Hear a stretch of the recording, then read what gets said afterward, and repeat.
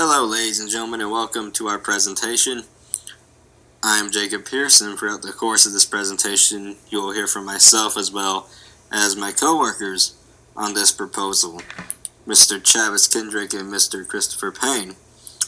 And together we are Team Snapchat. As y'all know, Snapchat is a major social media platform, but they have had their issues as of late, and we've been studying these issues and we're looking at different issues that they've had going on and have been looking at different solutions, and we pinpointed down to one thing that we believe will help grow this company and will help take it to the next level to get into that upper echelon with our top competitors like Facebook and Twitter and sites like that.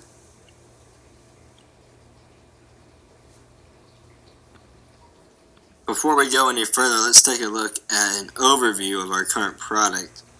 As previously stated, we are often considered to be a social media powerhouse. We have 150 million daily users, and we have all sorts of features on our current product to where you can create the Snapchat stories, you can use special filters and lenses, you can communicate one-on-ones and large group messages. You can let anyone and everyone see what you're posting. We have the 24-hour thing as well, where the post is only available to see for 24 hours. Some people hate it, some people love it. We believe it is a hallmark of Snapchat that helps benefit to the younger demographic that makes up most of our current users.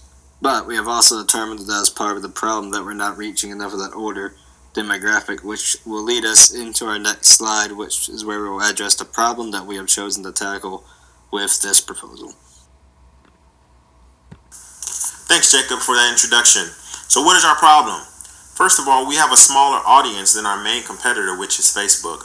Facebook also owns Instagram and has become a powerhouse in the social media industry. Currently, our target audience is individuals 18 to 35 years of age, while Facebook targets an audience 18 to 60 years of age. So how do we compete with Facebook?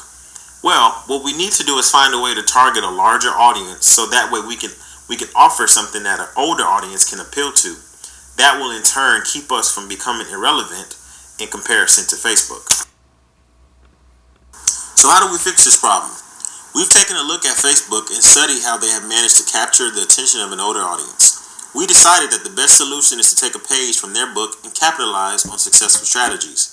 According to the New York Times, one thing Snapchat lacks that an older audience yearns for is a connection with older friends and keeping tabs on their loved ones.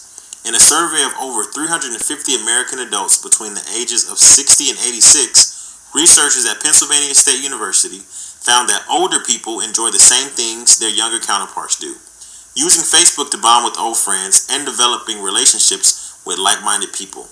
They also like to keep tabs on their loved ones. Rogers 2016. Now this is where the challenge comes in. How do we create a more open Snapchat while still maintaining its uniqueness of temporary communication? Well, we create the illusion of open surveillance while offering the same confidential features. We have created a Snapchat that allows profile templates that mirror Facebook's. These profiles can be searched and customized and include demographics, photos, and even a friends list. Now there's still an option to communicate via snaps or post a status on your wall. This will provide a certain satisfaction to a 30 to 60-year-old age group. This is a way that we can kind of use the same tactics Facebook is using, but make them better and allow the same features we already offer, but also allow something that an older audience can appeal to. Next, we're going to go over the environmental scan of Snapchat. So Snapchat has some internal and external factors that contribute to the success, and also some things that can be improved. Internally, Snapchat is a social media powerhouse that was misunderstood earlier due to the app being confused for a sexting app. Also, Snapchat has yet to become profitable. Snapchat has some great features that make them innovative, like the story feature and the filter feature. The story feature allows individuals to post snaps and have them disappear in 24 hours. The filter feature, one of the most iconic ones, allows individuals to post a picture and change the way it looks instantly. The filter feature also grew by creating different filters for different locations based on the cell phone's location settings. Snapchat has also had some troubles with different updates that they have recently tried to push through the app. Kylie Jenner, a popular star, tweeted, "Is it just me or does anyone not open Snapchat anymore? Ugh, this is so sad." This one tweet alone caused a 6% plummet and a 1.3 billion drop in the market. Financially, Snapchat does not compare to Facebook's success, its largest competitor. Even if Snapchat continues to grow, it's got a long way to go before it will be anything other than a small thorn in the side of Facebook, which has a 1.86 billion monthly users and made 27.6 billion in revenue in 2016. By comparison, Snapchat has more than 150 million daily active users, generating more than 400 million in revenue. So as you can see, there's a grave difference.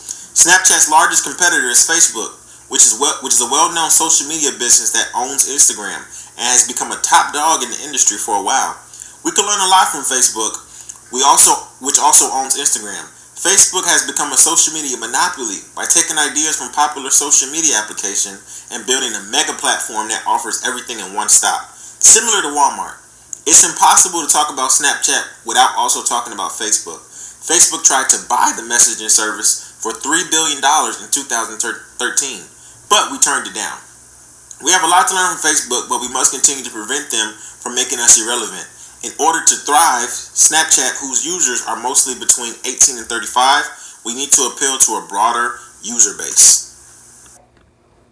Up next, we are going to look at our strategy formulation. How we're going to formulate our strategy to launch this new platform, to market it, to promote it, to get it off the ground. And all departments within the company are going to work together to develop this, whether it be human resources, whether it be public relations, whether it be, engineering, research, development, management. We're all going to work together to make this thing work because we believe it is a big project. We have our 4 marketing P's to help promote the new platform, and of course the fourth one's product, which is obviously the new platform designed to reach the older demographic. Place you can get on app stores, internet, mobile devices, anything that connects to the internet, just like you could the original app or any app. The next P is price, which is going to be free like the original app, and then promotion, we're going to try to sell it like a new kind of Snapchat, which it really is. To my knowledge, no other social media site is doing something like this, to where they're developing an app specifically for an older demographic to grow their audience and to appeal to that age group. Most social media places are trying to reach that younger demographic, that's where a lot of them are, but places like Facebook do have an older demographic, but they're not catering specifically to them. This will cater specifically to them. We're going to try to promote it as something new, something groundbreaking, something for that older demographic. Alright, so now we're going to take a look at our budget. Now, here we have a chart explaining our year-to-year expenses.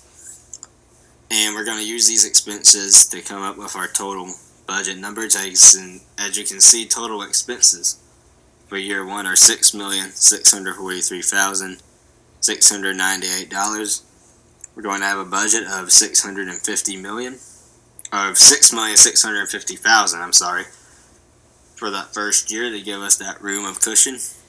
Next year, our total expenses are $4,490,270. We're going to give ourselves a budget of $4,495,000 that year. Again, to give that room, that cushion, just in case anything is to go wrong. And finally, year 3, $3,453,428. Going to have $3,455,000 budget for that year, again, in case anything goes wrong. You can see all the totals, the different numbers from year to year, and how they vary and how some things stay the same. Overall, I'm satisfied with these numbers. I think it will turn out great. I think it's more than enough to create a great product, and hopefully we can stay within budget from year to year. And we'll make every best effort to do so. I would like to take this time to go ahead and discuss our strategy implementation. Below you can see what steps we want to take and the time frame it would take. 6 to 9 months prior to starting our new program, we want to set up all accounts on the new platform, and by this we mean having all social media platforms, for example Facebook, Twitter, and Instagram, ensuring we are prepared for the new change that's going to be coming. 3 to 6 months in advance, we will actually begin marketing within all of our social media accounts to prepare Snapchat members and followers for the new change that's going to be coming to the platform. Also, this will kind of give them a little closer to the date. 1 to 3 months, we will post an actual launch date with our new program for members to have a set date to look forward to. Also, this is to help with building up with followers from our new program. Actual launch date will go ahead and announce the release of the new platform on all social media across the board. 3 to 5 days post-launch, we will ensure to send out all thank you letters to any sponsors and monitor all feedback on the new platform to help us improve by actually interacting and responding to as many reviews as we can. 1 to 3 months post-launch, continue seeking ways to improve and monitor our reviews on those social platforms. Next, we're going to address future plans, and the very first thing we have to talk about is continuing to improve Snapchat. By this, we mean continuing to push forward and moving upwards towards a bigger goal to be considered on the same level, if not above, Facebook and Twitter. Which leads into the next topic, and that's keeping growth on the new platform. By this, we mean finding a way to minimize all negative impacts that this new platform may have and addressing all problems in a quicker time frame. In our 10-year plan, we want to have Snapchat surpass the numbers of Facebook and Twitter. In conclusion, there are just a few things that we want to finish strong with. We know we are struggling to attract a larger audience, and we believe this new platform may help us. This new platform is a step in the right direction of producing the numbers of the equivalents to Facebook by almost imitating a platform they use. Pushing this platform is going to get us moving in the right direction.